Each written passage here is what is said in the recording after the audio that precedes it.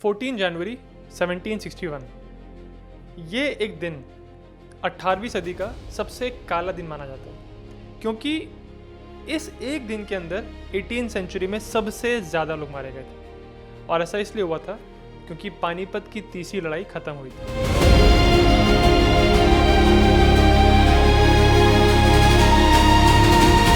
ऐसा क्यों हुआ? क्यों मराठाओं को पुणे से निकल के इतने दूर दिल्ली के पास पानीपत में जाके इतनी बड़ी लड़ाई करनी पड़ी? मराठा जनरली इतनी बड़े सेट बैटल्स नहीं करते थे। वो लोग गुरिल्ला वॉरफेयर में बहुत एक्सपर्ट थे, पर इतना बड़ा सेट बैटल क्यों करना पड़ा उनको? ये सारी बातें इस वीडियो में हम समझेंगे। मैंने पानीपत की एक मिनी सीरीज बनाई है जिसमें मैंने पानीपत के तीनों बैटल्स को एक एक वीडियो में एनालाइज किया है। फर्स्ट बैटल फर्स्ट वीडियो में, फिर सेकंड वीडियो में सेकंड बैटल, और इस वीडियो में हम पानीपत के तीसरी लड़ाई के बारे में बात करेंगे। मैंने इस वीडियो को बनाने के लिए अपनी सारी रिसर्च मेनली 2 किताबों से की है। एक है उदय कुलकर्णी जी की सॉल्स्टिस एट पानीपत, और दूसरी है कैनन्स वर्सेस एलिफेंट्स, जिसको लिखा है कर्नल हरजीत सिंह ने। मैंने थोड़ी बहुत रिसर्च, थोड़े बहुत इंस्टेंसेस विश्वास पाटिल जी की पानीपत किताब से भी लिए। अगर आप इस चैनल को सपोर्ट करना चाहते हैं तो आप चैनल के मेंबर बन सकते हैं। मेंबर बनने के लिए आपको सब्सक्राइब के बिल्कुल साइड में एक जॉइन बटन नजर आएगा।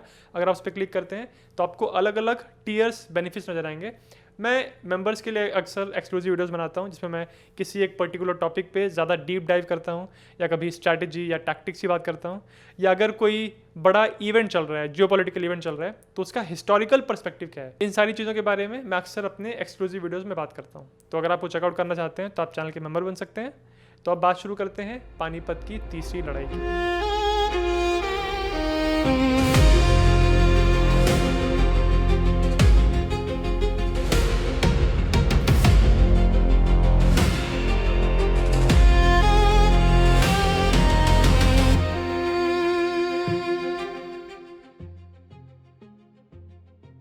कहानी शुरू होती है मिड 1600 से।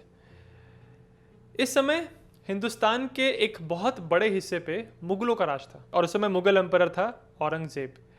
औरंगजेब के कंट्रोल के अंदर भारत में मुगलों की पकड़ काफ़ी मजबूत हो गई थी। पर एक इलाका था, एक कम्युनिटी थी लोगों की, जिसको औरंगजेब लगातार दबाने की कोशिश कर रहा था, पर दबा नहीं पा रहा था। उसने 20-25 साल लगा दिए थे, पर इस कम्युनिटी को वो अपने कंट्रोल में कर पाया था। ये थे डेक्कन के मराठास। मराठाओं के सबसे बड़े राजा थे छत्रपति शिवाजी महाराज। इन्होंने मराठाओं को एक विजन दिया, एक ऐसा स्टेट दिया जिसमें एक प्रॉपर रेवेन्यू सिस्टम था, एडमिनिस्ट्रेटिव सिस्टम था, और इन्होंने अपने साथियों को, अपने लोगों को विश्वास दिलाया कि हम स्वराज हासिल कर सकते हैं, खुद अपना राज चला सकते हैं। छत्रपति शिवाजी महाराज ने बहुत सारी मिलिट्री विक्ट्रीज हासिल की। इनफैक्ट एक बार औरंगजेब के चंगुल से भी बच के निकल के आ गए थे। इन्होंने जो मिलिट्री सक्सेस हासिल की थी उसका एक बहुत बड़ा कारण ये था कि इनके साथ, इनकी आर्मी में जो भी मिलिट्री चीफ्स होते थे, जो इनके साथ लड़ते थे, उनको इनाम के तौर पे कैश या किसी तरह का इनाम, किसी तरह का डायरेक्टली बेनिफिट मिलता था। पर जब साल 1680 में छत्रपति शिवाजी महाराज की मौत हुई, उसके बाद मराठाओं का एडमिनिस्ट्रेशन और उनके लड़ने के तरीके में कुछ बदलाव आया। क्योंकि उस समय औरंगजेब जिंदा था और वो मराठाओं को कंट्रोल करने की कोशिश कर रहा था, वो लगातार मराठाओं से कहीं ना कहीं, किसी ना किसी जगह पे लड़ाई करता रहता था। इतने बढ़ते हुए प्रेशर को हैंडल करने के लिए अब मराठाओं ने एक नया सिस्टम बनाया। अब मराठा आर्मी के अंदर जो मिलिट्री चीफ्स होते थे, यानी जो अपनी फौजें लेके आते थे, वो लड़ाई में पार्टिसिपेट करने के बदले में उनको ज़मीन का टुकड़ा मिलता था। तो अगर आप एक मिलिट्री चीफ हैं, आपने लड़ाई में पार्टिसिपेट किया, आप जीते, तो आपको एक बड़ा ज़मीन का टुकड़ा मिलेगा, और उस ज़मीन के टुकड़े के आप कंप्लीटली मालिक होगे, उसके ओनर आप होगे। ऐसे सिस्टम की वजह से अब ये हो रहा था कि बहुत सारे मराठा लीडर्स ऊपर आ रहे थे, और उन सब लोगों ने मिलके एक सिस्टम बनाया जिसको हिस्टोरियंस आज एक कॉन्फिडरेसी कहते हैं। तो मराठा कॉन्फिडरेसी तब तक काफ़ी मजबूत थी जब ये सारे लीडर्स एक साथ काम करते थे। पर अगर इनकी यूनिटी टूटी, अगर इनमें से कुछ को ऐसा लगा कि हमको सेना को नहीं भेजना चाहिए, तब इनमें दरार आती थी और इनकी यूनिटी कमज़ोर होती थी। और ये एक ऐसा फैक्टर है जिसने पानीपत की तीसरी लड़ाई में सबसे ज़्यादा रोल प्ले किया। आपको इसके बारे में आगे पता चलेगा। बहरहाल साल 1707 में औरंगज़ेब की मौत हो गई।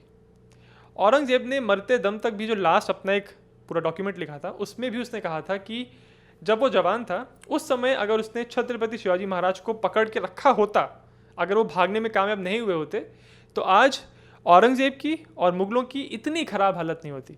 तो आप समझ सकते हैं कि मरते दम तक भी औरंगज़ेब के दिमाग पे कितना ज़्यादा मराठाओं का असर था। 1707 में जब उसकी मौत हुई, तब मुग़लों का कोई स्ट्रॉन्ग एम्परर, कोई एक ऐसा लीडर जो उनको पकड़ के रखे, यूनिफाइड रखे, ऐसा कोई लीडर सामने नहीं आया।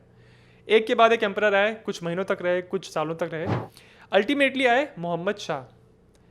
इनकी रेपुटेशन ऐसी थी कि इनके अपने दरबारी, इनके साथी इनको रंगीला कहते थे, इनका निकनेम था। क्यों? क्योंकि ये आर्ट्स एंड कल्चर, गाने बजाने में कई बार बहुत नशे में रहते थे, और मुग़ल टेरिटरीज़ पे जो एडमिनिस्ट्रेशन है, उस पर जो उनका कंट्रोल है, उस पर उनका उतना ध्यान नहीं था। इसी वजह से ऐसी टेरिटरीज़ जो पहले मुग़ल कंट्रोल में रहती थी, अब उन टेरिटरीज़ के अपने अपने लीडर्स हो गए थे, जो कि बस कहने के लिए दिल्ली की गद्दी की बात सुनते थे, उनसे बातें करते थे, पर अब किसी न किसी तरीके से ये इंडिपेंडेंट होते जा रहे थे। चाहे बंगाल के अलीवर्दी खान हो गए, मालवा के सवाई जय सिंह, पंजाब के ज़कारिया खान, हैदराबाद के निज़ाम, अवध के सादत खान, बरेली के अली मोहम्मद, ये सारे धीरे धीरे अब दिल्ली की गद्दी से दूर हो रहे थे। तो नाम मात्र के लिए, कहने के लिए दिल्ली की गद्दी पे एक मुग़ल एम्परर बैठा तो था, पर उसकी ताकत बिल्कुल ना के बराबर हो गई थी। एक पावर वैक्यूम सा क्रिएट हो रहा था, और इस पावर वैक्यूम में तूफान की तरह एंट्री होती है पेशवा बाजीराव की। और पेशवा, आप समझ सकते हैं जैसे आज किसी देश का प्रधानमंत्री होता है, तो उस समय मराठा कॉन्फेडरेसी का प्राइम मिनिस्टर जैसा रोल होता था पेशवा का। तो जब बाजीराव द फर्स्ट पेशवा बने, उन्होंने मराठाओं के वर्चस्व को, उनकी रेपुटेशन को और उनकी बाउंड्रीज को बहुत दूर दूर तक फैलाया। इनकी लड़ने की स्टाइल बहुत अलग, बहुत एग्रेसिव थी। पहली और मेरे ख्याल से सबसे ज़्यादा दिलचस्प बात इनकी आर्मी की ये थी कि ये बहुत तेज़ मूव करते थे। ये मनूवर वॉरफेयर में बहुत बिलीव करते थे। किसी एक जगह पर रुक के पिच्ड बैटल में खड़े होकर एक जगह पर लड़ने में ये उतना बिलीव नहीं करते थे। इसीलिए शायद इनकी जो अपनी आर्मी थी, इसमें सिर्फ कैवलरी ही थी, यानी सिर्फ घुड़सवार, फुट सोल्जर्स को लेके चलते ही नहीं थे। क्योंकि इनका मानना ये था कि अगर आपके पास एक बड़ी फौज है, बहुत एलैबोरेट फौज है, तो आप उतनी तेज़ मनूवर नहीं कर पाते, तेज़ लंबे लंबे डिस्टेंसेस कवर नहीं कर पाते, आपको सप्लाईज की ज़रूरत पड़ती है। इसीलिए एक फास्ट मोबाइल फोर्स रखने की वजह से बाजीराव द फर्स्ट ने बहुत दूर दूर जाके मराठाओं को बड़ी बड़ी जीतें दिलाई। इनकी पैदाइश 1700 की थी, पर साल 1728 में जब ये सिर्फ 28 साल के थे, तब इन्होंने एक बहुत बड़ा कैंपेन किया था, जिसको आज हम बैटल ऑफ पालखेड़ के नाम से जानते हैं। इसमें उन्होंने हैदराबाद के निज़ाम की आर्मी को, जहां वो टिकी हुई थी, उसके पीछे से जाके उनको घेर लिया था, जिसकी वजह से अब इस आर्मी के पास सप्लाईज नहीं आ पा रही थी, खाना पीना, इनफैक्ट पीने के लिए पानी नहीं आ रहा था। और इसी की वजह से निज़ाम को बाजीराव के साथ एक डील पे साइन करना पड़ा, जिसकी वजह से उन्होंने माना इस बात को कि इस पूरे इलाके में छत्रपति का ही कंट्रोल रहेगा, और मराठाओं को ये परमिशन होगी कि वो निज़ाम से चौथ, यानी एक तरह का टैक्स कलेक्ट कर सकते हैं। इस जीत के बाद बाजीराव द फर्स्ट की रेपुटेशन और ऊपर चलती चली गई, पर बाजीराव के एस्पिरेशंस, उनके जो एम्बिशंस थे, वो अभी भी ख़त्म नहीं हुए थे। साल 1737 में जब बाजीराव द फर्स्ट ने सोचा कि वो दिल्ली के तख्त को जाके ये एहसास दिलाएंगे कि मराठा पावर असेंडेंट है, यानी मराठा तेज़ी से स्टेज पे आ रहे हैं, तो हुआ ऐसा कि 1737 में मुगलों को दिखाने के लिए कि मराठा पावर की क्या वैल्यू है, पेशवा बाजीराव अपनी आर्मी को लेके कालका देवी के मंदिर के पास, जो कि दिल्ली के लाल किले से सिर्फ कुछ ही किलोमीटर दूर है, वहाँ जाके अपनी आर्मी को पहुँचा दिया उन्होंने। ये बात जब मुगलों को पता चली तो वो एकदम हैरान, और मुगलों ने इस फोर्स का सामना करने के लिए एक छोटी सी मुगल टुकड़ी भेजी। इस फोर्स को बाजीराव ने हरा दिया। और सबसे एक्स्ट्राऑर्डिनरी बात जो बाजीराव की है, यहाँ पे जीत हासिल करने के बाद भी वो दिल्ली में रुके नहीं। जीतने के बाद, अपनी शर्तें रखने के बाद, ये यहाँ से वापस चले गए। ये था स्टाइल बाजीराव द फर्स्ट का। 1740 में बाजीराव की सिर्फ 40 साल की उम्र में मौत हो गई, पर इतने समय तक ही इन्होंने मराठाओं के वर्चस्व को और उनके इन्फ्लुएंस को भारत के दूर दूर के एरियाज में पहुंचा दिया था, अपने इस एग्रेसिव स्टाइल की वजह से। तो एक तरफ मुगल्स बिल्कुल कमज़ोर हो गए थे, दूसरी तरफ मराठा कॉन्फेडरेसी मजबूत हो रही थी। इस पूरे टाइम पीरियड में, इस सेटअप में 1747 में, आज जहाँ पे अफगानिस्तान है, वहाँ पे फतेहाबाद नाम की एक जगह थी। यहाँ पे एक बहुत बड़ी फोर्स रुकी हुई थी। इनके लीडर थे पर्शियन एम्परर नादिर शाह। तो जून 1747 में एक रात में इन्होंने अपने टेंट में अपने सबसे वफादार सिपाही को बुलाया। इसका नाम था अहमद खान। नादिर शाह ने अहमद खान को कहा कि उसको लग रहा है कि उसकी जान को खतरा है, उसके पास कोहिनूर डायमंड है और ऐसे बहुत सारे लोग हैं नादिर शाह के आसपास जो कि उसको नुकसान पहुंचाना चाहते हैं, उसको मारना चाहते हैं। अब क्योंकि नादिर शाह ने बहुत बार दिल्ली पे हमला किया था, बहुत जगहों को लूटा था, बहुत डेंजरस लाइफस्टाइल उसने जी थी, उसको हमेशा शक लगा रहता था कि कोई ना कोई इसको मार देगा। इनफैक्ट उसका शक इतना हद से बाहर चला गया था कि नादिर शाह ने अपने ही बेटे की एक आंख फुड़वा दी थी। इस डर की वजह से नादिर शाह ने अहमद खान को कहा कि मेरे जितनी भी सिक्योरिटी फोर्सेस में जो टॉप अफसर्स हैं उनको तुमको अरेस्ट करना है। अहमद खान वफादार था, उसने कहा ठीक है। यहां से परमिशन लेके वो टेंट से बाहर चला गया। इसी रात को ये कॉन्वर्सेशन जो नादिर शाह और अहमद खान के बीच में हुआ था, ये उन लोगों ने सुन लिया जिनको अरेस्ट करने की बात चल रही थी। और उसी रात को उन्होंने नादिर शाह के टेंट पे हमला किया। कहा जाता है कि 50 से ज़्यादा लोगों ने हमला किया था, पर उनको इतना डर लग रहा था नादिर शाह पे हमला करने से कि सोच के तो आया था कि हमला करेंगे, पर टेंट तक सिर्फ 10 ही लोग पहुंच पाए और अल्टीमेटली टेंट के अंदर जाके नादिर शाह के ऊपर फिजिकल हमला सिर्फ 2 लोग ही कर पाए थे। टेंट के अंदर अंधेरा था और उसी अंधेरे में नादिर शाह लड़खड़ाया और गिरने के बाद एक बंदे ने उसका गला काट दिया। इसके बाद उसके पूरे टेंट को लूटा जाने लगा और जो भी उसके आसपास जो वफादार लोग थे सबको कत्लेआम होने लगा। इस सारे कौतूहल के बीच में अहमद खान जो वफादार था नादिर शाह का, वो नादिर शाह के टेंट में गया, देखा कि वहाँ पे उसकी बॉडी पड़ी हुई है और सारा सामान आसपास लूट लिया गया है, पर अभी भी नादिर शाह की सील, कोहिनूर हीरा अभी भी वहीं पर रखा था। इन दोनों चीज़ों को लेके अहमद खान वहाँ से निकल गया। इस घटना के कुछ समय के बाद सारे अफगान नोबल्स इकट्ठा हुए और उनको यह फैसला करना था कि हमारा नया लीडर कौन होगा। बहुत समय तक चर्चा चली, बहस हो रही थी, हर कबीले का लीडर कह रहा था कि उसको लीडर बनना चाहिए, वही सबको लीड कर सकता है। पर बहुत सारी चर्चा के बाद, बहुत बहसबाजी होने के बाद जिस इंसान को सिलेक्ट किया गया, ये वही था जो नादिर शाह का सबसे वफादार था। इसका नाम अहमद खान था, पर लीडर बनने के बाद इसने एक नया नाम चुना। ये अब्दाली क्लैन से आता था और इसने अपना नाम चुना अहमद शाह दुर्रानी। इसका मतलब होता है pearl of the pearls. Ahmad Shah Durrani को आज हम अहमद शाह अब्दाली के नाम से भी जानते हैं। लीडर बनने के बाद सबसे पहले इसको बहुत सारे पैसे और बहुत सारे पावर की ज़रूरत थी और इसके लिए इसने सबसे पहले अपनी नज़र पूरब की तरफ घुमाई। वो जानता था कि वहाँ पे दिल्ली की गद्दी कमज़ोर है, मुग़ल एम्परर कोई ख़ास अपने टेरिटरी पे कंट्रोल नहीं बना पा रहा है, यही मौका है उस कमज़ोर पोजीशन का फ़ायदा उठाने का। तो अब स्टेज सेट हो गया था। अब्दाली ईस्ट की तरफ देख रहा था और नीचे दक्कन में मराठाओं ने अपनी पावर को कंसोलिडेट कर लिया था। तो सिचुएशन बन गई थी कि इन दोनों का आमना सामना होना ही था। फिर अल्टीमेटली 1748 में अब्दाली ने पंजाब को इन्वेड किया। यहाँ पे उसने लाहौर को कैप्चर किया। उसके बाद वो सरहिंद की तरफ बढ़ा। ये बात जब मुग़ल एम्परर को पता चली दिल्ली में, तो उसने कहा कि कुछ तो करना पड़ेगा। तो अब्दाली को रोकने के लिए एक मुग़ल फोर्स आई। इन दोनों फोर्सेस का आमना सामना हुआ मनुपुर के पास और यहाँ पे एक्चुअली मुग़ल्स ने अब्दाली को हरा दिया था, जो कि बहुत कमाल की बात थी। पर यह सिर्फ पहली और आखिरी बार था जब मुग़ल्स ने अब्दाली को हराया।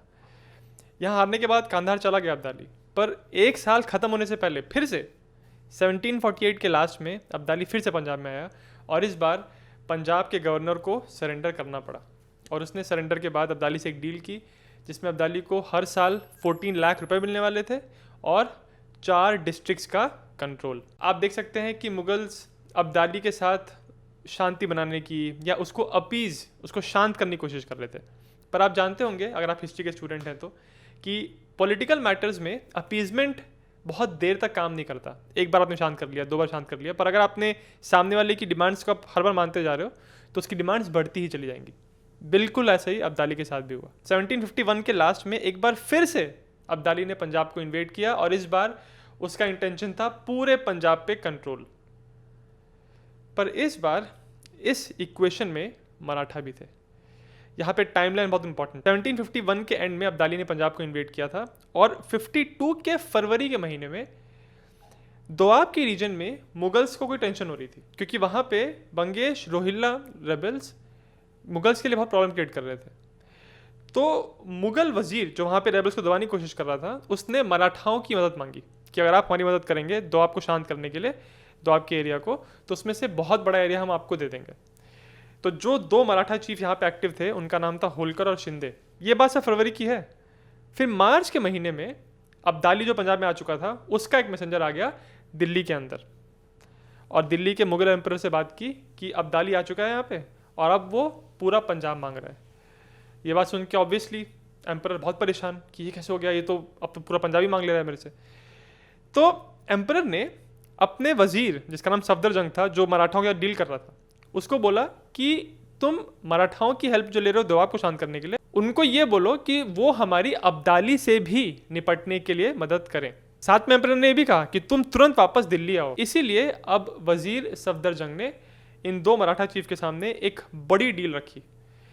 इसमें मराठाओं ने यह वादा करना था कि वो मुगल्स को इंटरनल और एक्सटर्नल थ्रेट से उनकी रक्षा करेंगे। चाहे कोई इंटरनली कोई रेबल कर रहा है तो उसको दबाने में मदद करेंगे, और अगर बाहर से अब्दाली या कोई इन्वेडर आ रहा है तो उससे भी रक्षा करेंगे। इसके बदले में मराठाओं को मिलने वाला था 50 लाख रुपए, उसके साथ दोआब, पंजाब और सिंध का चौथ कलेक्ट करने का अधिकार। चौथ यानी एक पर्टिकुलर रीजन से जितना रेवेन्यू, जितना पैसा कलेक्ट होता है उसका 1/4 हिस्सा मराठाओं को मिलेगा। उसके ऊपर से आगरा और अजमेर की गवर्नरशिप मराठाओं को मिलेगी। तो एक बहुत बड़ा डील का पैकेज था जो मराठाओं के सामने रखा गया। अब उनको ये डील अच्छी लगी, उन्होंने इसको ओके कर दिया। पर यहाँ पे एक बहुत इंपॉर्टेंट बात है, इन 2 मिलिट्री चीफ्स ने बिना पुणे में बैठे पेशवा की परमिशन लिए, उनसे बिना कंसल्ट किए ही इस डील को ओके कर दिया था।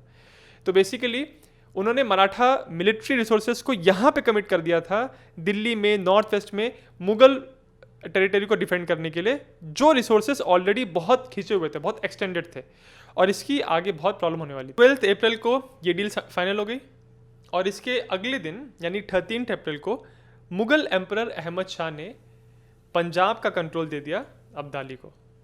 तो देखिए कैसी खिचड़ी बन गई है यहाँ पे।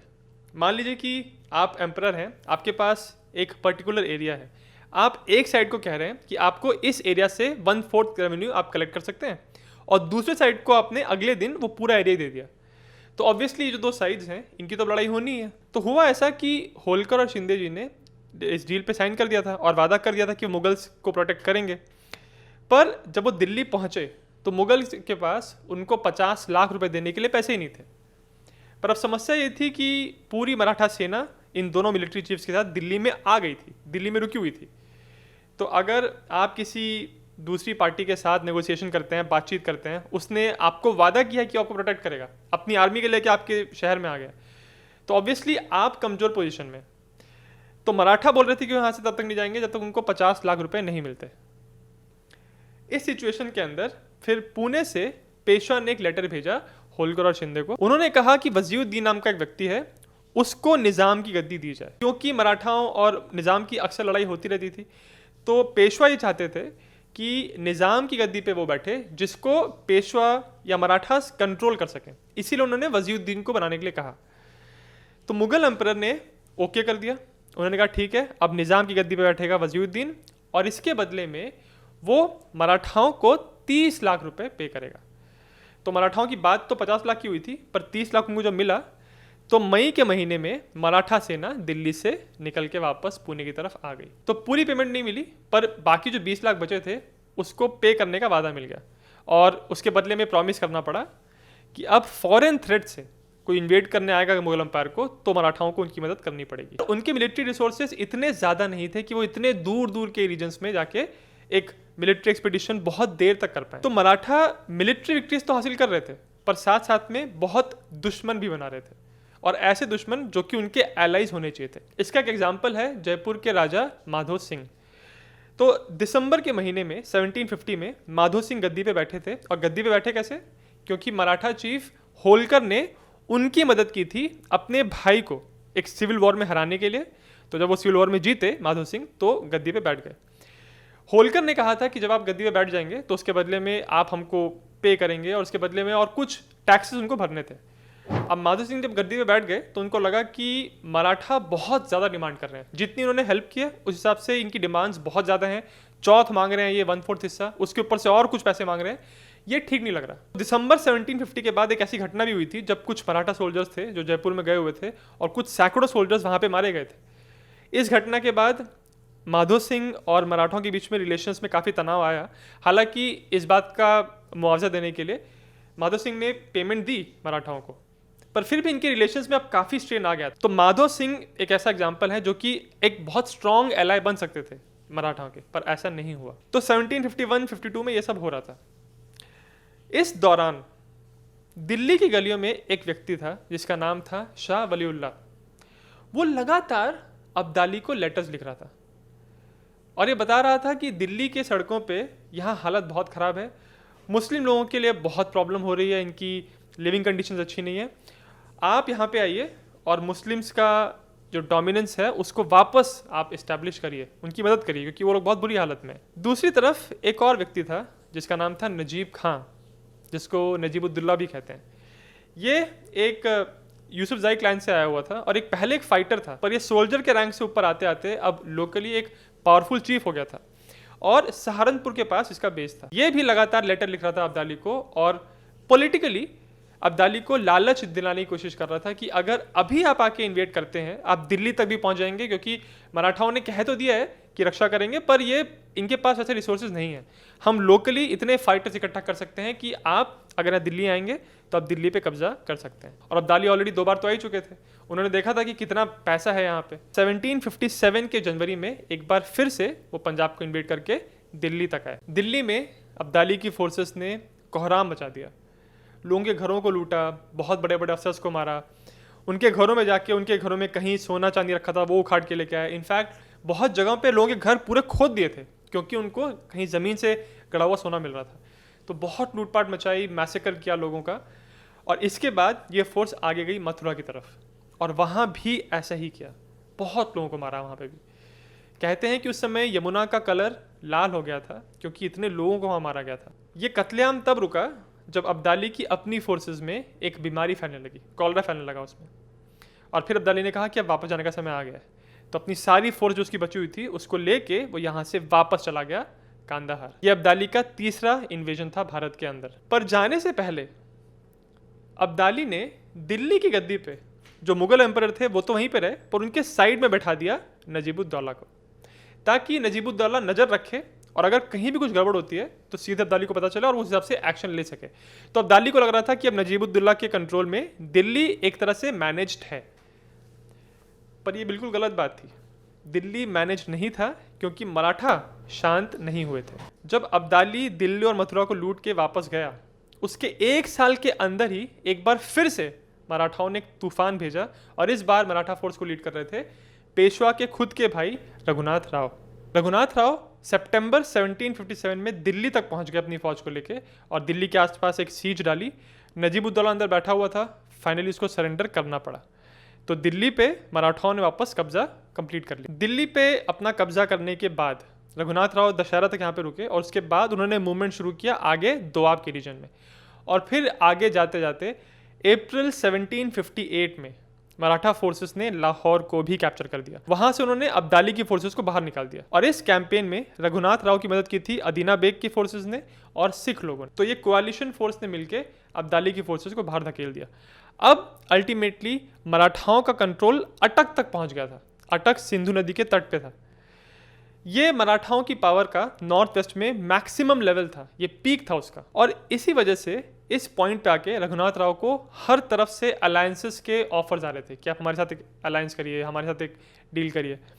एक अलायंस का ऑफर उनको पर्शिया से भी आया। पर्शिया के शाह ने अपने लेटर में ये लिखा कि आप अटक तक राज करिए, मराठाओं का कंट्रोल रहेगा, और उसके बाद हम लोग अपना राज चलाएंगे, और ये जो बीच में अब्दाली है इसको हम बाहर निकाल देते हैं मिलके, क्यों ना हम अलायंस बनाए। परंतु रघुनाथ राव ने इस अलायंस के लिए मना कर दिया। उनका ये मानना था कि ट्रेडिशनली हिंदुस्तान की बाउंड्रीज और आगे तक हैं, तो हम ऐसा क्यों मान लें कि हम बस अटक तक रुकेंगे और आगे आप ले जाओगे। तो अलायंस नहीं हुआ, और ये एक टर्निंग पॉइंट माना जाता है। बहुत सारे हिस्टोरियन से कहते हैं कि अगर ये अलायंस हो गया होता तो शायद ये दोनों मिलके अब्दाली को हरा देते। पर ये सिर्फ अटकलें हैं, स्पेक्यूलेशन है कि ऐसा हुआ होता, वैसा हुआ होता, पर रियलिटी में क्या हुआ। हालांकि इस कैंपेन में रघुनाथ राव ने नॉर्थ वेस्टर्न हिस्से में मराठाओं के इन्फ्लुएंस को मैक्सिमम लेवल तक पहुंचा दिया था। पर इस कैंपेन में मराठाओं ने बहुत खर्चा किया था। अगर उनका इंटेंशन था कि हमको इस कैंपेन में बहुत पैसे मिलेंगे, ऐसा नहीं हुआ। इनफैक्ट इस कैंपेन के अंदर उनको बहुत सारा डेट इकट्ठा हो गया, बहुत डाउन हो गया। और ये बात सच है, क्योंकि जब आप अपनी एक आर्म्ड फोर्स को अपने मेन गढ़ से, अपने बेस से बहुत दूर लड़ने के लिए भेजते हैं, चाहे वो पुराने ज़माने की बात करें चाहे आज बात करें, तो इतने लंबे डिस्टेंस पे अपनी आर्मी को सप्लाई करने के लिए, उसको मेंटेन करने के लिए बहुत खर्चा लगता है, और ये खर्चा हर दिन होता है आपका। तो इस कैंपेन पे जब तक रघुनाथ राव की फोर्सेस थी, तब तक मराठा ट्रेजरी बहुत दबाव में थी। तो इसीलिए अब ये फैसला किया गया, पेशवा ने कहा कि रघुनाथ राव तुम वापस आ जाओ, और उनको रोटेट करने के लिए अब नॉर्थ वेस्ट में मराठा फोर्सेस को लीड करने के लिए एक दूसरे कमांडर को भेजा गया, जिनका नाम था दत्ताजी शिंदे। रघुनाथ राव 1758 के सितंबर में पुणे पहुंच गए, और इत्तेफाक से उसी समय अदीना बेग, जिन्होंने उनकी मदद की थी पंजाब के एरिया को सबड्यू करने के लिए दिल्ली के अटैक में भी, उनकी मौत हो गई। और उसके बाद जो बाकी वहां पे एरियाज थे, चाहे वो माधो सिंह हो गए, चाहे मुगल एम्परर भी हो गए, वो भी सोच रहे थे कि मराठा हमको कंट्रोल करने की कोशिश कर रहे हैं, अब्दाली को बुलाना चाहिए। क्योंकि मुगल्स की पोजीशन ऐसी हो गई थी कि वो बीच में थे, हालांकि एक ज़माने में बहुत ताकतवर होते थे, पर अब उनकी हालत ये हो गई थी कि एक तरफ से अब्दाली दबाव डाल रहे हैं, एक तरफ से मराठा। तो मुगल्स कोशिश कर रहे थे, मुगल एम्परर, कि दोनों तरफ से दोनों की मदद ली जाए एक दूसरे के खिलाफ। रघुनाथ राव खुद तो पुणे आ गए थे वापस, पर कुछ मराठा फोर्स अभी भी वहीं पे थी जहां से वो वापस आए थे। पर इतनी फोर्स भी नहीं थी कि बहुत सारे थ्रेट को एक साथ मैनेज कर सके। दत्ताजी शिंदे को पेशवा ने ऑर्डर्स दिए थे कि पहले पंजाब में जाके उसको पूरी तरह स्टेबलाइज करो, फिर दिल्ली में जाके नजीब खां को ख़त्म करो, उसके बाद ईस्ट की तरफ जाते हुए अवध से होते हुए बंगाल में जाओ। क्योंकि बंगाल के पास बहुत पैसा था, और उस समय पेशवाई और मराठा फोर्सेस के पास पैसे की कमी थी। तो अपनी मॉनेटरी सिचुएशन को इंप्रूव करने के लिए अल्टीमेटली ये पूरा जो कैंपेन था वो बंगाल जाने वाला था। पर पहले दत्ताजी शिंदे को पंजाब को शांत करना था और नजीबुद्दौला से निपटना था। तो 1759 में जब दत्ताजी शिंदे नजीबुद्दौला से निपटने के लिए गए, तो वो अपनी फोर्स को लेके गंगा के पास शुक्रतल नाम की एक जगह है, वहाँ पे उसने आपको बंद कर लिया अंदर, और अब आसपास पूरा घेराबंदी कर लिया दत्ताजी की फोर्सेस ने। पूरे जितना बारिश के सीजन होते हैं वो वहीं पे घेराबंदी करके बैठे रहे, और अंदर से नजीबुद्दौला लगातार अब्दाली के पास कम्युनिकेशन भेज रहा था, उनसे हेल्प मांग रहा था, और कह रहा था कि अभी अगर आप हमला करते हैं तो यहाँ पे मराठा कमज़ोर हैं, हम उनको हरा सकते हैं, आप अभी आइए। फिर फाइनली सितंबर 1759 में अहमद शाह अब्दाली अपने साथ 60,000 सोल्जर्स को लेके कांदाहार से निकल पड़ा नजीबुद्दौला की मदद करने के लिए, और वो जा रहा था दिल्ली की तरफ। ये बात दत्ता जी को पता चली तो परेशान हुए, क्योंकि उन्होंने शुक्रतल में जो सीज डाल के रखी थी नजीबुद्दौला को मारने के लिए, वो कामयाब नहीं हो रही थी। दत्ता जी के पास जो मराठा फोर्सेस थी, उनके पास विंटर क्लोथिंग नहीं थी, वो उस तरह से इक्विप नहीं थे कि ठंडी के महीनों में नवंबर दिसंबर के टाइम वहाँ पे सस्टेन तरीके से लड़ाई कर सकें। तो दत्ता जी ने फैसला किया कि वो यहाँ से अपनी सीज हटाएंगे और दिल्ली की तरफ जाएंगे, इससे पहले कि अब्दाली दिल्ली पहुँच जाए। तो दिल्ली की तरफ गए, और फाइनली यमुना को क्रॉस किया अब्दाली ने, और यहाँ से जब सीज हटी तो नजीबुद्दौला भी यहाँ से निकला, और अल्टीमेटली जाके अब्दाली की फोर्सेस और नजीबुद्दौला की फोर्सेस ने लिंकअप किया। दत्ता जी की फौज आमने सामने हुई अब्दाली और नजीबुद्दौला की कंबाइंड फोर्सेस में, और इस लड़ाई में दत्ता जी शिंदे को मार दिया गया। कोजी शिंदे भी बहुत बुरी तरह घायल हो गए थे, पर उनको सेफली मराठा फोर्सेस अपने साथ लेके आ गई थी। इस जीत के बाद एक बार फिर से अब्दाली और नजीबुद्दौला की पकड़ दिल्ली पे कंप्लीट हो गई। दिल्ली कहने के लिए तो मुगल कैपिटल थी, पर मुगल्स का वहाँ पे कोई रोल रह ही नहीं गया था। चाहे कभी अब्दाली आके उसको इन्वेट कर रहे थे, चाहे अब्दाली को भगा के मराठा वहाँ पे कंट्रोल बना रहे थे, पर इस समय जनवरी के टाइम दिल्ली कंट्रोल में थी अब्दाली और नजीबुद्दौला के। दत्ताजी शिंदे मराठाओं के एक बहुत जाने माने बहुत बड़े लीडर थे। उनकी मौत की खबर जब पुणे में पेशवा को मिली तो बहुत परेशान हुए। अब इत्तेफाक की बात यह है कि जब 1760 के फरवरी में उनको ये न्यूज़ मिली थी, उसके कुछ ही समय पहले पेशवा के चचेरे भाई सदाशिव राव एक दूसरी जगह पे उदगीर के बैटल को जीत के आए थे, और उन्होंने उस समय के लिए निज़ाम को शांत कर दिया था। तो उस समय तो पुणे में सेलिब्रेशन चल रही थी, पर दत्ता जी की मौत की खबर ने इस सेलिब्रेशंस को पूरी तरह बंद कर दिया। अब पेशवा के सामने सवाल यह था कि कैसे दिल्ली को वापस कंट्रोल किया जाए। तो एक बार फिर से बात हुई कि रघुनाथ राव को वापस भेजना चाहिए, और क्योंकि एक बार पहले दिल्ली जा चुके हैं, अटक तक पहुंच चुके हैं, तो ये इस कैंपेन को लीड कर सकते हैं।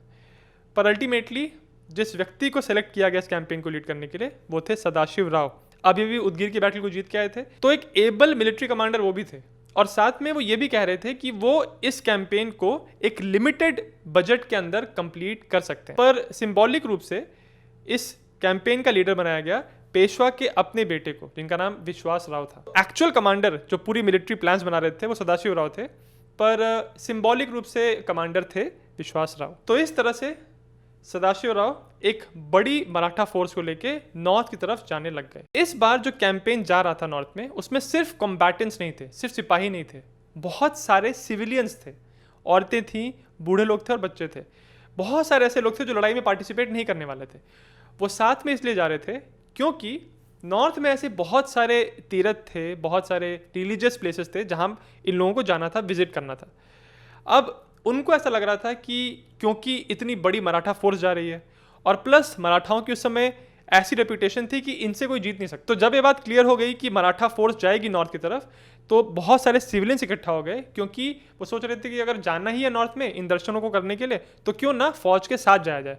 इतने सारे लोग जा ही रहे हैं तो हमको प्रोटेक्शन मिलेगी। इस बात के बारे में जिक्र करना जरूरी इसलिए है क्योंकि जब भी पानीपत की बात होती है तो सदाशिव राव की इस बात को हाईलाइट किया जाता है कि उनके साथ बहुत सारे ऐसे लोग थे जो नॉन कॉम्बैटेंट्स थे। ये बात सच है कि इनके पास काफ़ी ज़्यादा नॉन कॉम्बैटेंट्स थे, पर ऐसा नहीं है कि इन्होंने पहली बार ऐसा किया। ऐसा होता था जनरली, जब भी बड़े कैंपेन पे बहुत बड़ी सेना निकलती थी तो सेना में कुछ ऐसे लोग होते थे, चाहे सेवक हो गए, अकाउंटेंट्स हो गए, काम करने वाले लोग हो गए, जो कॉम्बैटेंट्स नहीं होते थे पर कैंपेन पे जाते थे। इस कैंपेन की कुछ अलग बात ये थी कि इसमें कुछ और ऐसे लोग थे जितने नॉर्मल होते थे उससे ज़्यादा, जो कि बिल्कुल लड़ाई से बिल्कुल अलग किसी काम के लिए उनके साथ साथ चल रहे। ये पूरा कंटिंजेंट चलना शुरू हुआ और मार्च 1760 में इन्होंने नर्मदा को क्रॉस किया। जून के महीने में इन्होंने लिंकअप किया होलकर और शिंदे, जनकोजी शिंदे के साथ। बाद ये आगे बढ़ते हुए पहुंचे जाट टेरिटरी में और उनके राजा थे सूरजमल। यहाँ पे आके थोड़ा इनमें डिसएग्रीमेंट शुरू हुआ। सूरजमल का ये मानना था कि हमको हमारे साथ जो ये नॉन कॉम्बैटेंट्स हैं, सिविलियंस हैं, इनको ग्वालियर में छोड़ देना चाहिए, आगे लेके नहीं जाना चाहिए। एक कोalition फोर्स की यही इसमें प्रॉब्लम होती है कि इतने सारे इसमें ग्रुप्स होते हैं, इतने लीडर्स होते हैं कि आपको सबको खुश करना पड़ता है। अब राजा सूरजमल का ये मानना था कि मराठाओं को इतनी बड़ी जो फोर्स लेके चल रहे हैं, जिसमें नॉन कॉम्बैटेंट्स भी हैं, सिविलियंस हैं, उनको यहीं छोड़ देना चाहिए, और जो इनकी हैवी आर्टिलरी है, जो गार्दी जिसको लीड कर रहे हैं, आर्टिलरी को भी यहीं छोड़ देना चाहिए, क्योंकि मराठा जाने जाते हैं अपने फास्ट अटैक्स के लिए, जल्दी अटैक करके वहाँ से निकल जाना। इस तरह की अटैक की स्टाइल के लिए इतना सारा कंटिंजेंट लेके, इतनी आर्टिलरी लेके चलना ठीक नहीं होगा। सूरजमल कह रहे थे कि उनको यहीं छोड़ देना चाहिए, ग्वालियर में वो सेफ रहेंगे।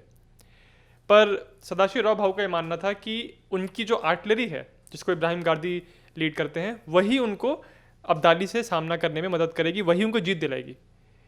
इसीलिए भाऊ ने कह दिया कि नहीं, हम सब लोगों को लेके आगे दिल्ली की तरफ चलेंगे।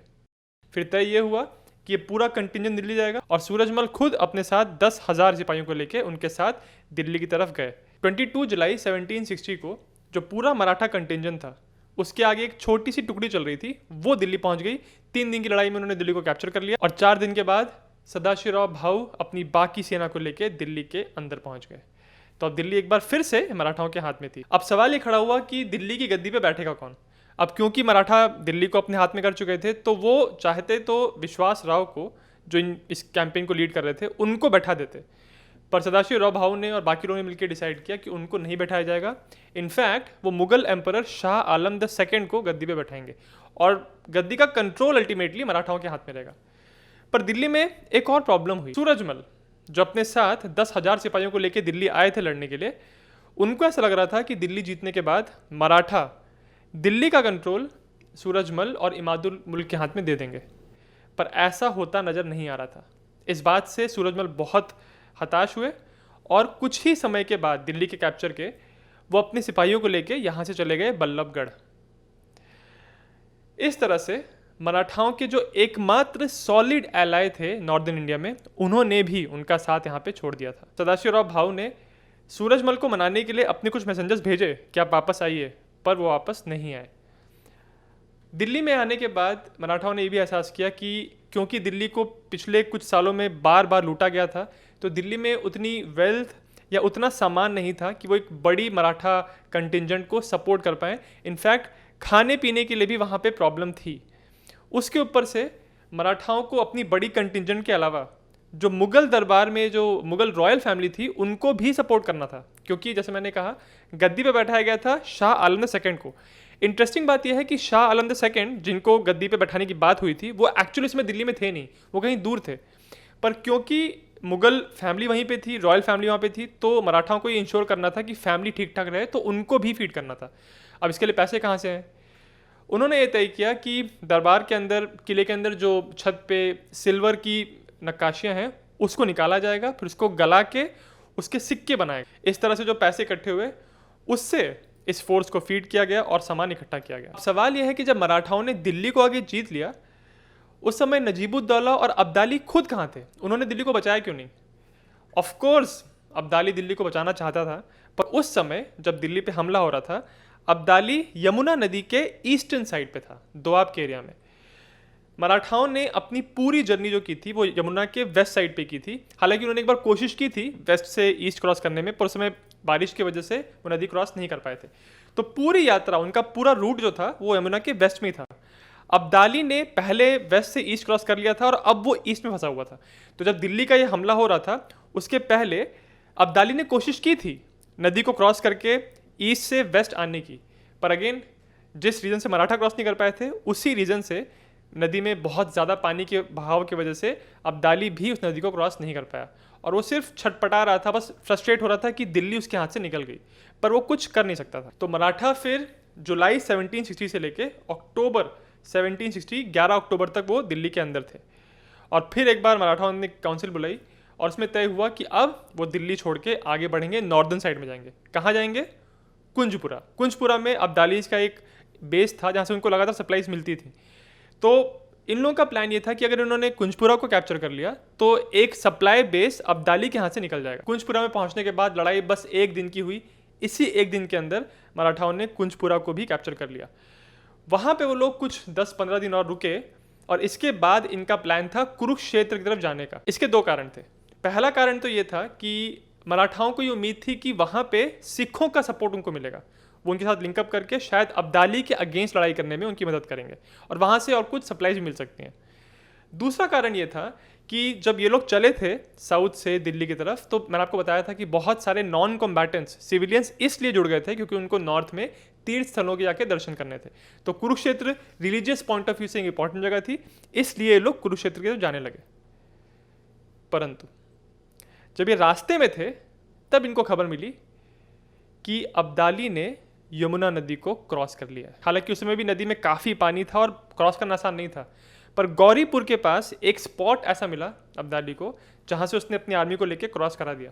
हालांकि फिर भी इस क्रॉसिंग में उसने बहुत सारे सोल्जर्स को और बहुत सारे अपने हाथियों को और बाकी वेपन्स को गंवाया, पर अल्टीमेटली वो क्रॉस करके ईस्ट से वेस्ट की तरफ आ गया, यानी उस तरफ आ गया जिस तरफ भाऊ की आर्मी थी। ये न्यूज़ मिलने के बाद भाऊ ने अपने साथ एक सारे मिनिस्टर्स को बैठा के काउंसिल किया और इसमें ये डिस्कशन हो रहा था कि अब क्या करना चाहिए। क्या आगे कुरुक्षेत्र में जाके सिख लोगों से लिंकअप करना चाहिए या वापस लौटना चाहिए। ये तय हुआ कि तुरंत वापस लौटना चाहिए, क्योंकि उनको ये लग रहा था कि अगर हम तुरंत लौटेंगे वापस तो हो सकता है कि हम अब्दाली जो चैलेंज पोज कर रहा है हमारे सामने, हम तुरंत जाके अब्दाली का सामना कर सकते हैं इससे पहले कि उसकी जो आर्टिलरी है, उसकी जो गन्स हैं, वो भी नदी को क्रॉस कर ले। उनका ये मानना था कि अगर गन्स का सपोर्ट अब्दाली के पास नहीं होगा तो उसको इजीली हराया जा सकता है। इसी वजह से भाऊ की फोर्स कुरुक्षेत्र की तरफ ना जाते हुए उन्होंने अबाउट टर्न मारा और वो साउथ की तरफ आने लगे। अब यहाँ दूसरी तरफ अब्दाली लगातार नॉर्थ की तरफ जा रहा था। इनफैक्ट वो इतनी तेजी से बढ़ रहा था भाऊ की आर्मी की तरफ कि वो दिल्ली के अंदर एंटर भी नहीं किया, ये जानते हुए भी कि दिल्ली को मराठाओं ने अब्दाली के कंट्रोल से निकाल लिया है। पर इस समय अब्दाली का फोकस सिर्फ भाऊ के ऊपर था, प्लस अब्दाली ये भी जानता था कि दिल्ली को इतने बार लूटा गया है और अभी मराठा भी यहाँ से निकल के गए हैं तो दिल्ली में कुछ खास बचा नहीं है, तो सीधा जा रहा था भाऊ की आर्मी से मिलने के लिए। भाऊ की आर्मी साउथ में आ रही है, ये नॉर्थ में जा रहा है और इस तरह से इनका पेस था चलने का कि पहले 29 अक्टूबर 1761 को भाऊ अपनी आर्मी को लेके पानीपत के पास पहुंच गए और 2 दिन के बाद अब्दाली भी पानीपत के पास पहुंच गया। पानीपत से लगभग 8 किलोमीटर दूर अब्दाली ने अपनी आर्मी को कैंप कराया। भाऊ जानते थे कि उनके पास गार्दी की बहुत तोपें हैं, तो इसीलिए वो चाह रहे थे कि पहले अब्दाली हमला करे, क्योंकि अगर अब्दाली ने हमला किया तो गार्दी की तोपें उसको पूरी तरह खत्म कर देंगी।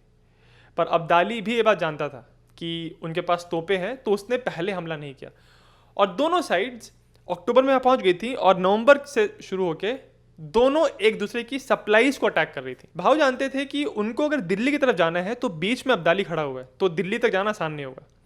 अब्दाली को जो भी सप्लाईज मिल रही थी वो ज़्यादातर दोआब के रीजन से मिल रही थी या उन इलाकों से मिल रही थी जहाँ पे नजीब या फिर शुजाउद्दौला का कंट्रोल था, और ये दोनों इस समय अब्दाली के एलाइज थे। तो भाऊ ने ये किया कि उन्होंने अपने एक साथी जिसका नाम गोविंद पंत बुंदेले था उनको भेजा और कहा कि दोआब के एरिया में डिस्टर्बेंसेस फैलाओ, वहाँ पे रेड करो, वहाँ से जो भी सप्लाईज अब्दाली तक पहुँच रही हैं उनको डिस्टर्ब करो ताकि अब्दाली सप्लाई ना हो पाए।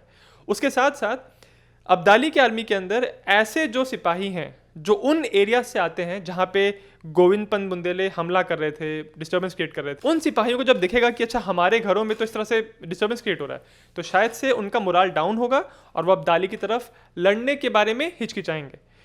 ये प्लान भाऊ का था और ये शुरुआत में काम भी कर रहा था, क्योंकि नवंबर के महीने में एक सिचुएशन ऐसी आ गई थी कि अब्दाली के पास सप्लाईज की प्रॉब्लम हो रही थी। उनके अपने कैंप में खाने का भाव बहुत ज़्यादा बढ़ गया था। तो इस खराब सिचुएशन को हैंडल करने के लिए अब्दाली ने कुछ फ्रेश ट्रूप्स को बुलाया सीधे कांदाहार से, और ये मूव उसका कामयाब हुआ क्योंकि इस फोर्स ने गोविंद पंत बुंदेले को मार दिया। इसके वजह से जो मेन स्ट्रैटेजी थी भाऊ की कि दोआब के रीजन में जितनी भी सप्लाईज अब्दाली के पास जा रही हैं वो ना पहुंच पाए, वो अब काम नहीं कर रहा था।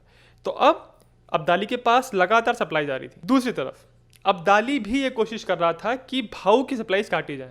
भाऊ अपनी आर्मी को लेके जहाँ रुके हुए थे उस एरिया से उनको सप्लाई मिलने की बहुत ज़्यादा चांसेस थे नहीं, क्योंकि उस एरिया के अंदर जितने भी उनके एलाइज हो सकते थे वो उनके एलाइज थे ही नहीं। माधो सिंह से कोई सप्लाईज नहीं आ रही थी। दोआब के एरिया में शुजाउद्दौला का कंट्रोल था पर वो तो अब्दाली के साथ था, तो वहाँ से उनको सप्लाईज नहीं मिल रही थी। कुंजपुरा को जीतने के बाद उनको कुछ सप्लाईज वहाँ से मिल रही थी, पर अब्दाली ने वहाँ भी अपनी फोर्स को भेज के कुंजपुरा को वापस हासिल कर लिया, तो कुंजपुरा से भी सप्लाईज कट ऑफ हो गई। अब उनके पास एक ही रास्ता था कि उनके पास बस पैसे आते रहे किसी तरह से। उसमें भी क्या हुआ, जनवरी के महीने में शुरुआत के दिनों में एक बार कुछ मराठी सोल्जर्स लगभग 1.5 लाख रुपए दिल्ली से लेके पानीपत की तरफ आ रहे थे, पर अब्दाली ने अपने कैंप को थोड़ा अलग जगह मूव कर दिया, जिसकी वजह से जो मराठी सिपाही आ रहे थे उनको इंटरसेप्ट कर लिया गया, उनको रोक दिया गया, और वो जो अपने साथ 1.5 लाख रुपए लेके आ रहे थे दिल्ली से वो भाऊ तक पहुंचे ही नहीं।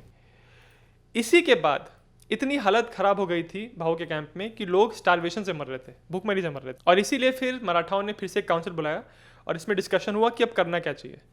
और फाइनली ये डिसाइड हुआ कि यहाँ पे रुके रह के भूखमरी से मरने से अच्छा है कि हम यहाँ से निकलने की कोशिश करें। दिलचस्प बात यह है कि इन्होंने यहाँ से निकल के सीधा अब्दाली के ऊपर हमला करने का प्लान नहीं बनाया था। उदय कुलकर्णी जी की बुक में लिखा है कि इनका प्लान था कि यहाँ से हम निकलेंगे और पहले जाएंगे ईस्ट की तरफ, यमुना की तरफ, और फिर यमुना से लगते हुए सीधा दिल्ली की तरफ। पर उसमें एक टेक्निक उनकी ये थी कि ये जो निकलेंगे और यमुना की तरफ जाने की कोशिश करेंगे, ये एक फॉर्मेशन में चलेंगे, हॉलो स्क्वायर फॉर्मेशन में, जिसमें बीच में रहेंगे सिविलियंस और नॉन कॉम्बैटेंट्स और चारों तरफ रहेगी आर्मी।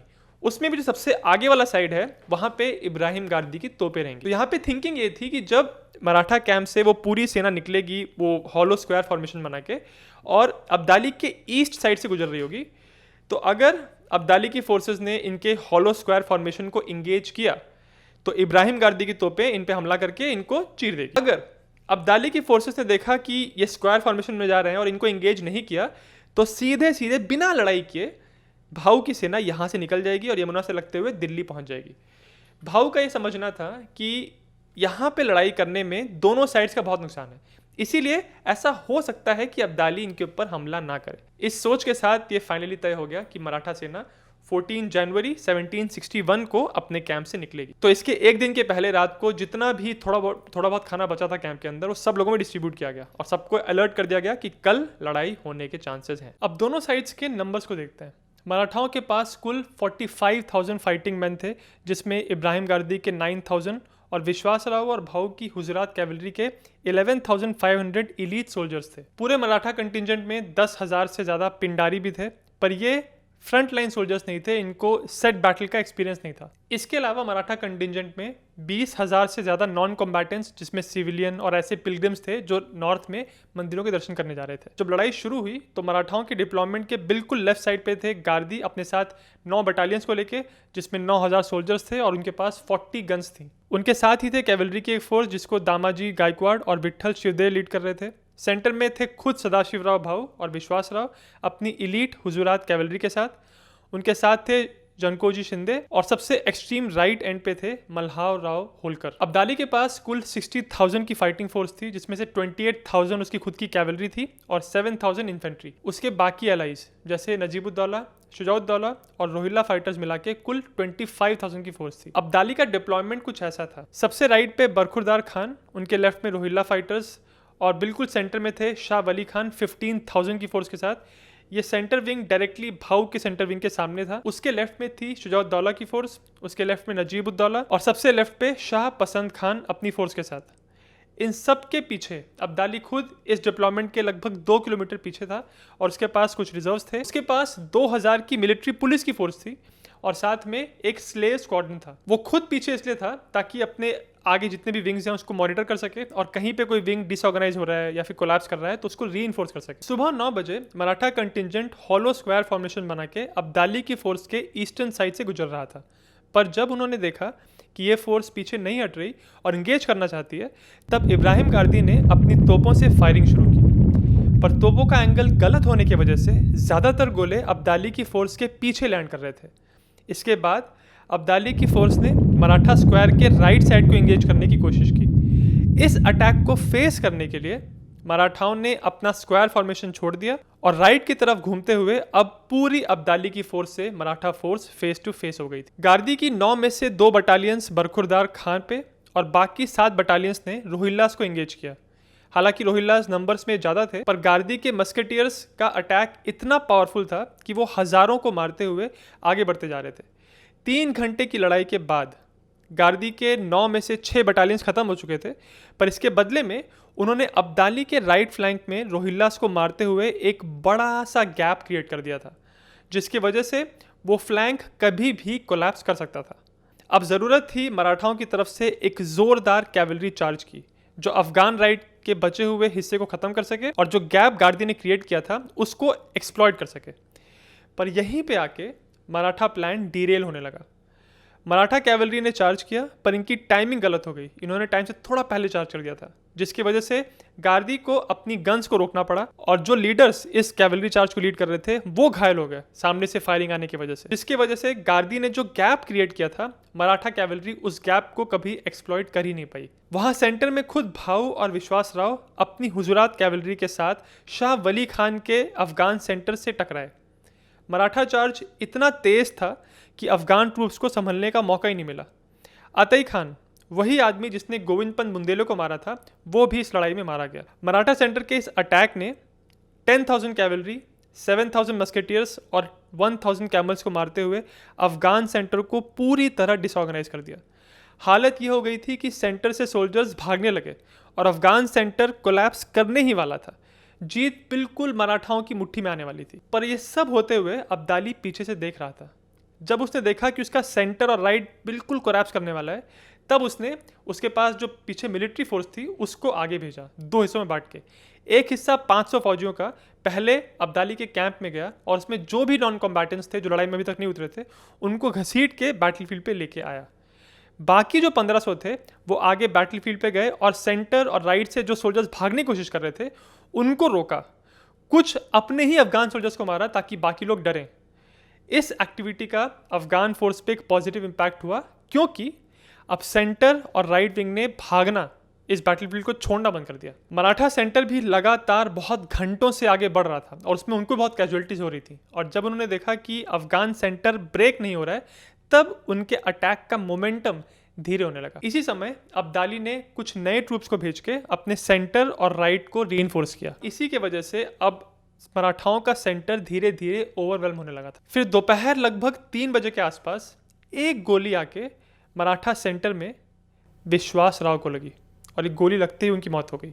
जब ये बात सदाशिवराव भाऊ को पता चली तो बहुत शॉक हुए, बहुत दुखी हुए और उसी के साथ उन्होंने देखा कि उनके आसपास जो मराठा फोर्स है अब वो डिसऑर्गेनाइज होने लगी। क्योंकि उस ज़माने की बात थी जब लड़ाइयों में किसी सेना का ओवरऑल कमांडर अपने घोड़े पे, अपने हाथी पे नहीं दिखता था तो उसके आसपास की सेना का कोहिजन, उनका कोऑर्डिनेशन एकदम से कोलैप्स होने लगता था। और वही अब मराठा फोर्स के साथ भी हो रहा था। और फिर अफगान साइड से शाह पसंद खान और नजीब खान ने भाऊ के सेंट्रल विंग के राइट फ्लैंक पे हमला किया। इसकी वजह से ये सेंट्रल विंग अब 3 तरफ से अटैक हो रहा था। मराठाओं के लेफ्ट फ्लैंक पे ऑलरेडी इब्राहिम गारदी घायल हो चुके थे और सेंटर में जब विश्वासराव की मौत हुई तो उनके सोल्जर्स का कोहिजन टूटने लगा और देखते ही देखते अब सदाशिवराव भाऊ के आसपास सिर्फ 50-70 लोग बचे और इतने सोल्जर्स को लेके सदाशिवराव भाऊ ने सीधे सामने जाके मराठा फोर्स को हेड ऑन चार्ज किया और उसी लड़ाई में उनकी मौत हो गई। और इसके बाद जो बचे कुछ मराठा सोल्जर्स थे अभी भी बैटल फील्ड पे थे, उनको घेर के अब्दाली की फोर्सेस ने मार दिया और इस तरह पानीपत की तीसरी लड़ाई में अब्दाली की जीत हुई। इस लड़ाई के कैजुअलिटी फिगर्स को लेके हिस्टोरियंस के बीच में बहुत मतभेद है। हर जगह से अलग अलग नंबर्स देखने को मिलते हैं। उदय कुलकर्णी जी ने अपनी किताब के प्रोलोग वाले चैप्टर में लिखा है कि ये दिन 18वीं सदी का सबसे ज़्यादा घातक, सबसे काला दिन था, क्योंकि इस एक दिन के अंदर 1 लाख लोग मारे गए थे। अब ये 1 लाख सिर्फ मराठा सोल्जर्स नहीं थे, इसमें सोल्जर्स के साथ साथ नॉन कॉम्बैटेंट्स थे, ऐसे सिविलियंस थे जो मराठा कैंप में थे। उसके साथ अब्दाली की साइड का भी एक बड़ा फोर्स का हिस्सा इस नंबर में शामिल है। तो ये एक दिन में लगभग 1 लाख का फिगर वहीं से आता है। कुलकर्णी जी ने अपनी किताब में ये भी लिखा है कि नाना फडणवीस ने इस लड़ाई के खत्म होने के बाद पेशवा को एक लेटर लिखा था और उस लेटर में उन्होंने कहा था कि हमारी आर्मी ऑलमोस्ट पूरी तरह वाइप आउट हो गई। 60,000 में से सिर्फ 6,000 कैवलरी मराठाओं की बची थी। किताब में ये भी मेंशन्ड है कि ये लड़ाई खत्म होने के बाद जब अब्दाली ने इस लड़ाई के मैदान को सर्वे किया तो उसने 32 यानी 32 ऐसे हीप्स, ऐसे पाइल्स देखे जहाँ पे बॉडीज़ ही बॉडीज़ रखी हुई थी। उसके अलावा बहुत सारी बॉडीज़ नालों में और आसपास के जंगल में नजर आ रही थी। एक दूसरा सोर्स भी है, इंडियन गवर्नमेंट की जो पानीपत की वेबसाइट है उस पर मेंशन्ड है कि इस लड़ाई में 60 से 70,000 लोग मारे गए, जिसमें दोनों तरफ की कैजुअलिटीज़ मिक्स्ड हैं। और इस लड़ाई के अगले दिन लगभग 40,000 लोगों को अफगान्स ने मारा था। इसमें से प्रिजनर्स भी थे, कुछ सिविलियंस थे जो कि कैंप से पकड़े गए थे। जो मराठा कंटिजेंट में सिविलियंस का ग्रुप था उसमें से 10,000 से ज़्यादा को मार दिया गया और हज़ारों को स्लेव्स यानी गुलाम बना के अब्दाली की फोर्सेस यहाँ से ले गई। लड़ाई खत्म होने के बाद इब्राहिम गारदी को अब्दाली के सामने पेश किया गया। अब्दाली ने उसी समय उसको नहीं मारा, पर जिस व्यक्ति के कस्टडी में गारदी को दिया गया उसने इस पर ध्यान नहीं दिया और चोटों की वजह से कुछ समय में गारदी की मौत हो गई थी। तलाश शुरू हुई सदाशिवराव की बॉडी ढूंढने के लिए, क्योंकि लड़ाई में उनको बहुत चोट लगी थी और बहुत सारी बॉडीज़ मैदान में गिरी हुई थी, तो पता नहीं चल रहा था कि उनकी बॉडी है कहाँ पे। 2 दिन की खोज के बाद फाइनली एक जगह पे एक इंसान की बॉडी मिली जिसको देख के ऐसा लगा कि ये सदाशिवराव की बॉडी है। फिर उनकी बॉडी के आइडेंटिफिकेशन मार्क्स से, जो उन्होंने कपड़े पहने थे, उसके हिसाब से ये फाइनली कंफर्म हो गया कि वही सदाशिवराव की बॉडी है। फिर सदाशिवराव और विश्वासराव की बॉडी को अग्नि दी गई। जनकोजी शिंदे को कैप्चर कर लिया गया था और बाद में उनको भी मार दिया गया। सदाशिवराव की बीवी पार्वती बाई को उनके एक सेवक ने बचा लिया और यहाँ से निकल के वो सीधे ग्वालियर पहुंची। वहाँ साउथ में पेशवा लगातार पानीपत से खबर का वेट कर रहे थे। फरवरी में खबरें आने लग गई थी कि मराठाओं की हार हो गई है, पर सदाशिवराव भाऊ का क्या हुआ, उनके फेट पे क्वेश्चन मार्क लगा हुआ था, क्योंकि उस समय ऐसी अफवाहें उड़ रही थी कि सदाशिवराव भाऊ को किसी ने देखा नहीं गिरते हुए तो शायद से बच गए, वो भाग के शायद जयपुर चले गए, शायद जैसलमेर चले गए। ऐसी बहुत सारी अलग अलग अफवाहें थी। इनफैक्ट इसी अफवाहों की वजह से पार्वती बाई भी बहुत समय तक नहीं मान रही थी कि उनके पति की मौत हो गई। फाइनली जब नाना फडणवीस ने इस बात को कन्फर्म कर लिया, अफगान साइड के, अब्दाली के साइड के ऐसे लोगों से बात करके जिन्होंने देखा था कि उनकी बॉडी को अग्नि दी गई थी, कंफर्म किया था, तब जो पेशवा के आसपास लोग थे उन तक न्यूज़ पहुंच गई। उन्होंने इमीडिएटली पेशवा को नहीं बताया सदाशिवराव की मौत के बारे में, क्योंकि उस समय पेशवा की तबीयत ऑलरेडी बहुत ख़राब थी और वो नहीं चाहते थे कि इस न्यूज़ से उनकी हालत और ख़राब हो। अब्दाली ने यह देखा कि इस लड़ाई को जीतने के बाद भी उसको कुछ खास फ़ायदा हुआ नहीं, क्योंकि इस लड़ाई को जीतने में उसने बहुत कैजुअलिटीज़ ले ली थी और उसकी आर्मी अब म्यूटिनस हो गई थी। वो चाह रहे थे कि उनको सैलरी मिले, पर पैसे देने के लिए अब्दाली के पास खुद भी नहीं थे। तो किसी तरह से ये लड़ाई जीतने के बाद वो दिल्ली गया। दिल्ली में शाह आलम II की ताजपोशी हो गई थी, पर शाह आलम उस समय वहाँ पे थे नहीं। तो उस समय के लिए नजीबुद्दौला को मीर बख्शी का कमांड दे दिया गया, शुजाउद्दौला को वजीर नहीं बनाया गया। इनफैक्ट अब्दाली ने शुजाउद्दौला को ऑफर किया था कि तुम वजीर बन जाओ, पर शुजा ने कहा कि अगर यहाँ पे एम्पररी नहीं है तो मैं वजीर बन के क्या करूँगा। तो शुजा यहाँ पे वजीर नहीं बन पाया और वापस अपनी टेरिटरी में चला गया। इस लड़ाई से उसका बस यही फायदा हुआ कि जो उसको डर लग रहा था कि मराठाज उसकी टेरिटरी का कुछ हिस्सा ले लेंगे, वो नहीं ले पाए, पर कोई खास टेरिटोरियल या फाइनेंशियल फायदा शुजाउद्दौला को भी नहीं हुआ। नजीबुद्दौला दिल्ली की गद्दी में साइड में बैठा तो हुआ था, इनडायरेक्टली कंट्रोल उसके हाथ में था, पर जैसे मैंने कहा दिल्ली को इतने बार लूट लिया गया था कि उस समय दिल्ली में भी कुछ खास बचा नहीं था। अब्दाली कुछ समय दिल्ली में रुका और इनफैक्ट उसने खुद एक लेटर लिखा था पेशवा को। जी हाँ, लड़ाई जीतने के बावजूद उसने ही पेशवा को रीच आउट किया और लेटर में कहा कि हम आपकी बहुत इज्जत करते हैं, आपके वॉरियर्स बहुत बहादुर हैं, और ये बताया कि दुख है उसको कि इस लड़ाई में पेशवा के भाई और उनके बेटे की मौत हो गई। और ये तक कहा कि हम पंजाब का कंट्रोल सिर्फ सतलज तक चाहते हैं, उसके आगे दिल्ली सब आप कंट्रोल करिए। ये सारी चीज़ें अब्दाली ने कही थी और ये रिक्वेस्ट की थी कि आगे हमारे बीच में लड़ाई ना हो, हम दोनों को एग्जिस्ट कर सकते हैं। ये सारी बातें दिखाती हैं कि अब्दाली कितना ज़्यादा डीमोटिवेट और डिसइल्यूजन हो गया था इस लड़ाई के बाद। और फाइनली 20 मार्च 1761 को अब्दाली दिल्ली से वापस निकल के कांधार चला गया और फिर कभी लौट के वो हिंदुस्तान नहीं आया। ऐसा कहा जाता है कि अब्दाली को ऐसी बीमारी हो गई थी जिसकी वजह से बोल भी नहीं पाता था। अपने आगे आने वाले सालों में वो ऑर्डर्स भी लिख के दे रहा था और फिर उसी से उसकी मौत हो गई। वहाँ पेशवा की तबीयत ऑलरेडी बहुत ख़राब थी और जब उनको कन्फर्म हो गया कि सदाशिव राव की मौत हो गई है, उनकी बेटे की मौत हो गई है, तो जून 1761 में उनकी भी मौत हो गई। उनके बाद पेशवा बने उनके बेटे माधव राव और उनकी लीडरशिप में एक बार फिर से मराठा मजबूत हुए और 10 साल के अंदर 1771 में एक बार फिर से दिल्ली मराठाओं के कंट्रोल में थी। 1772 में उन्होंने शाह आलम II जो ईस्ट में लड़ाई कर रहे थे उनको वहाँ से लेके आके दिल्ली की गद्दी पे बैठाया और यहाँ से लेके 1800 के शुरुआत तक दिल्ली अल्टीमेटली मराठाओं के ही कंट्रोल में थी। पानीपत की लड़ाई जिस हफ्ते में हुई थी उस हफ्ते के अंदर कुल मिला के 3 ऐसी लड़ाइयाँ हुई हैं जिन्होंने एक झटके में भारत के इतिहास को बदल कर रख दिया। एक तो लड़ाई थी 14 जनवरी की पानीपत की, उसके अगले दिन पटना में बिल्कुल ईस्ट साइड पे शाह आलम II जिनको दिल्ली का मुगल एम्परर बनाया गया था, उनकी लड़ाई हुई थी बैटल ऑफ पटना में। किसके साथ?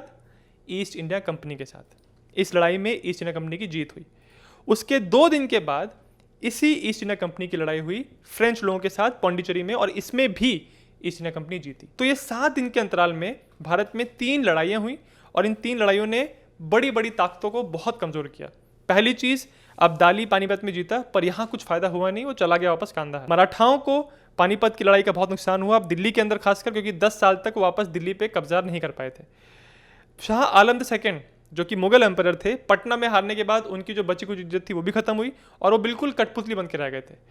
फ्रेंच लोग भी हार गए पौंडीचेरी में। तो ये सारा जो डस्ट था, जब ये पूरा सेटल हुआ 7 दिन की लड़ाइयों के बाद, तो जो एकमात्र पावर बची थी वो थी ईस्ट इंडिया कंपनी। इसीलिए कहते हैं कि 1757 में जो प्लासी की लड़ाई में ईस्ट इंडिया कंपनी ने पहली सॉलिड जीत हासिल की थी, उसके बाद जो पानीपत की लड़ाई हुई जिसमें directly east India company involve भी नहीं थी, उसने कितना ज़्यादा हेल्प किया ईस्ट इंडिया कंपनी को अपनी पकड़ भारत के अंदर मजबूत करने के लिए। मैंने इस वीडियो को बनाने के लिए अपनी ज़्यादातर रिसर्च की है उदय कुलकर्णी जी की बुक से, उसका नाम है सॉल्स्टिस एट पानीपत, और थोड़ी बहुत रिसर्च मैंने विश्वास पाटिल जी की पानीपत बुक से भी की है। इन दोनों किताबों में मेन अंतर यह है कि उदय कुलकर्णी जी की बुक ज़्यादा एनालिटिकल, ज़्यादा टैक्टिकल है। विश्वास पाटिल जी की जो पानीपत किताब है वो ज़्यादा सिनेमैटिक और इमोशनल है। तो अगर आप उस बैटल को बहुत क्लोजली, बहुत विसरल तरीके से एक्सपीरियंस करना चाहते हैं तो विश्वास पाटिल जी की बुक ज़्यादा बेहतर होगी, और अगर ज़्यादा एनालिटिकल आपको अप्रोच चाहिए तो उदय कुलकर्णी जी की बुक बहुत अच्छी है। इन दोनों किताबों का लिंक इस वीडियो के डिस्क्रिप्शन में है। और पानीपत की तीसरी लड़ाई के ऊपर आशुतोष गोवारिकर जी ने कुछ सालों पहले एक पिक्चर बनाई थी, उस पिक्चर का नाम पानीपत है। उसमें स्टारिंग रोल में सदाशिव राव भाव के रोल में अर्जुन कपूर है और अब्दाली का रोल कर रहे हैं संजय दत्त। हालांकि इस पिक्चर में ऐसी बहुत सारी चीज़ें दिखाई हैं जो कि रियल पानीपत की लड़ाई से और लड़ाई के पहले जो कुछ हुआ उससे काफ़ी अलग है। आपने अगर ये वीडियो पूरा देखा है तो आपको समझ में आ ही गया होगा, आपको कॉन्स्टेंटली वो डिफरेंसेस नज़र आ रहे होंगे कि पिक्चर में क्या दिखाया था और रियलिटी में क्या हुआ था। तो काफ़ी अंतर है, पर ओवरऑल मूवी, अगर उस मूवी की स्केल की बात करें और जो बैटल सीन्स हैं वो देखने लायक हैं। तो पिक्चर आप चेकआउट कर सकते हैं, और अगर आप जिज्ञासा को सपोर्ट करना चाहते हैं तो आप चैनल के मेंबर बनने के बारे में सोच सकते हैं। मैंने पानीपत के 3 बैटल्स को कवर करने के लिए एक मिनी सीरीज बनाई है। 3 वीडियोज़ हैं उसके अंदर, और एक वीडियो के अंदर एक बैटल का एनालिसिस है। उस मिनी सीरीज का लिंक भी वीडियो के डिस्क्रिप्शन में है।